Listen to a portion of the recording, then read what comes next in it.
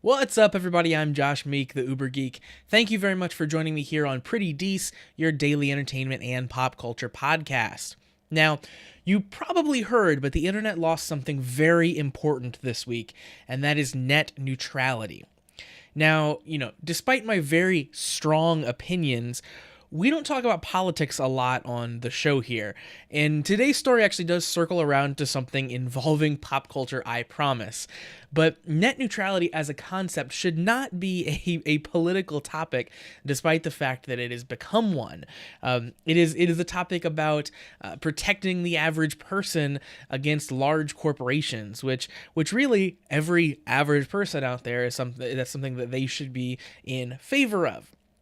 I think that people oppose net neutrality as a concept either stand to benefit from it not existing, meaning they are a giant corporation, they're the CEO of a giant corporation, or they're ignorant of what net neutrality even is. Being ignorant is fine. That's the step zero of learning something new, recognizing that you're ignorant of it. But willful ignorance is, of course, something where we shouldn't be proud of, and that's something that we need to stamp out. So with that in mind, it should come as no surprise that I'm pro net neutrality, but let's get rid of that ignorance and let's learn a little bit about net neutrality and let's eulogize net neutrality now that it is unfortunately gone, no longer a part of our internet. So net neutrality is probably a term that you have heard a lot here in the last few weeks, but you might have no idea what it means. Essentially, net neutrality is a set of regulations that is intended to protect consumers.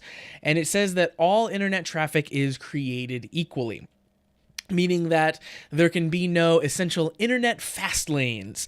Your internet service provider can't prioritize the traffic that you receive and send to specific websites or specific apps, and they can't throttle or slow down your traffic to other websites or apps, and they can't kind of outright block your traffic to specific websites or apps. So without net neutrality, the doomsday scenario, the thing that everyone fears, could manifest in lots of different ways.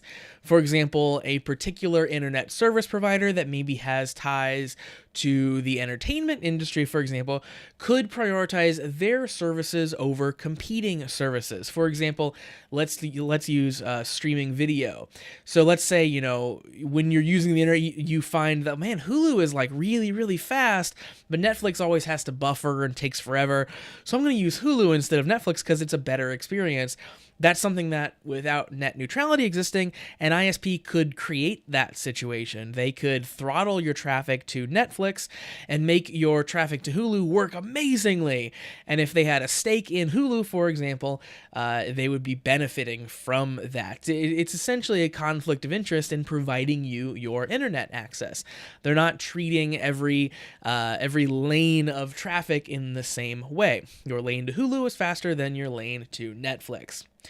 It could also go the reverse, and for example, they could make Netflix pay a ton of extra fees when streaming on their internet provided by their company, so that Netflix isn't throttled. So it could show up on the website's side to have to basically push through the throttling that would happen on the internet service provider.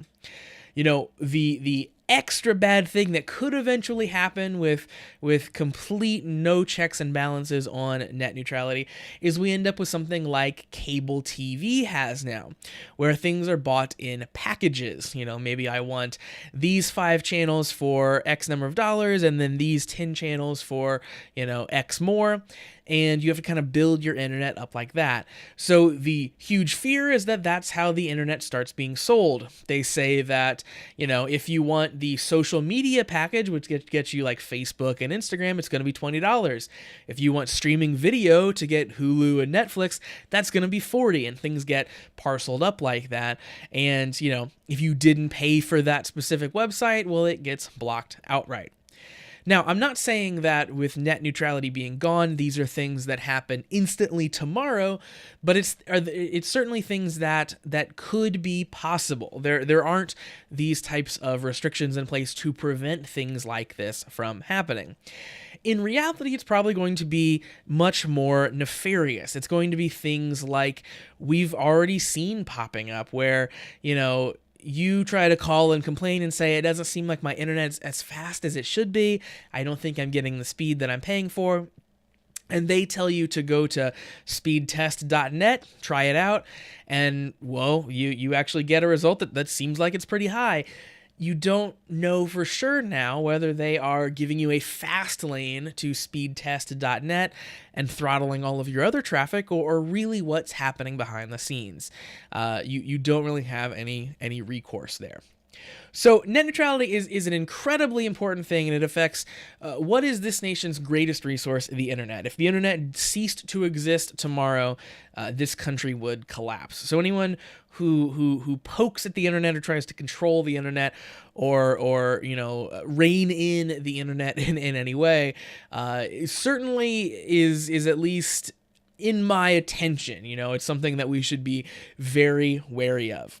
So net neutrality as a concept came under fire fairly recently here. So the FCC chairman, Ajit Pai, who is now one of the most hated men on the internet. He's a former Verizon executive, and he's very against net neutrality existing. He thinks that removing net neutrality will restore internet freedom for some reason. It's never clear his reasoning on why he thinks an unregulated internet is somehow more free.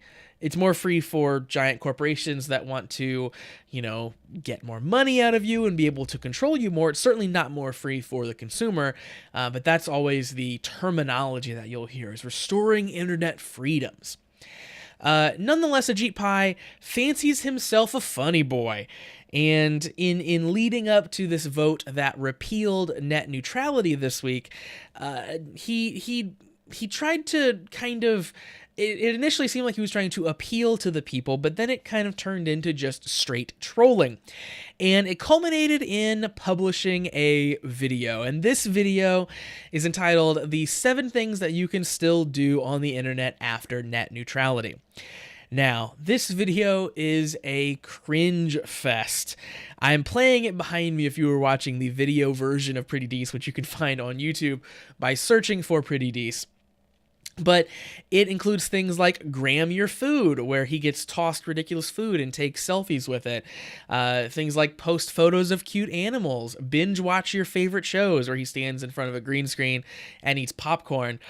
It references fidget spinners. It includes a really cheesy lightsaber effect with him wearing a hoodie.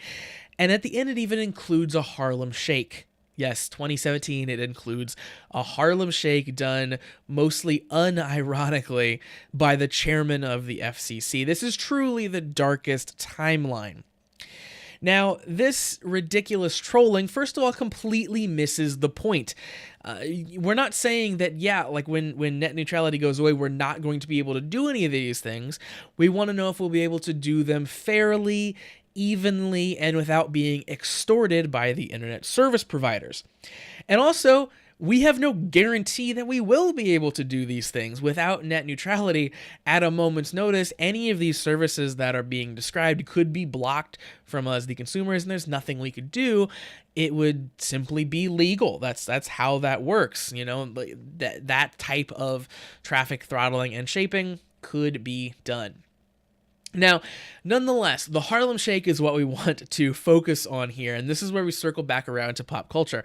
Harlem Shake was a meme in 2013-ish, and, massively blew up in popularity. If you somehow missed the concept of the Harlem Shake, it is this very specific little song clip that would play, and it would first start as a scene of just something kind of normal happening, and then when the drop happens in the song, the scene cuts to kind of a ridiculous dance party. People dressed up like crazy, people wearing costumes and masks, and just an insane thing. And that sort of concept went everywhere on the internet, and it was a really hot thing for a little while. Now, cut to 5, 6, 7 years later, and we're referencing the Harlem Shake again. The Harlem Shake, that particular song, was actually written by a man named Bauer. And Bauer, of course, has a record label named Mad Decent, and he didn't say that any of this use of his song was warranted. So the record label Mad Decent has issued an official statement saying that they don't approve of any of the message here. They didn't give permission, and they've issued a takedown for this dumb video. Now, unfortunately, this very short clip of the Harlem Shake probably does fall under fair use, which, again, fair use is very broad in terms of what it applies to, what it doesn't. It can be argued in multiple ways, but they'll probably win that on fair use and not have the video taken down. But unfortunately, fortunately, at least we're going through that process and making them defend it.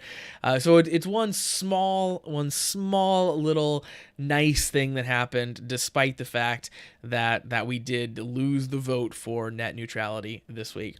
Now, the fight's not over. There are appeals. There are still things being done to try to restore and protect net neutrality, but it's not looking great. But that's currently the state of things. So definitely be informed of these things. Don't be ignorant of these things. They're very, very important. And, the sanctity of the Harlem Shake is also important. So that's going to do it for Pretty Dece for today. Thank you very much for joining me.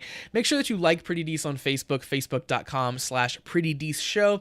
Get those in before you start having to pay the extra social media fee to visit Facebook. Also follow me on Twitter at PrettyDeceShow. Again, get those in early and visit PrettyDeceShow.com. I'll be back tomorrow for another episode. In the meantime, make sure you hit that subscribe button so you never miss a daily episode.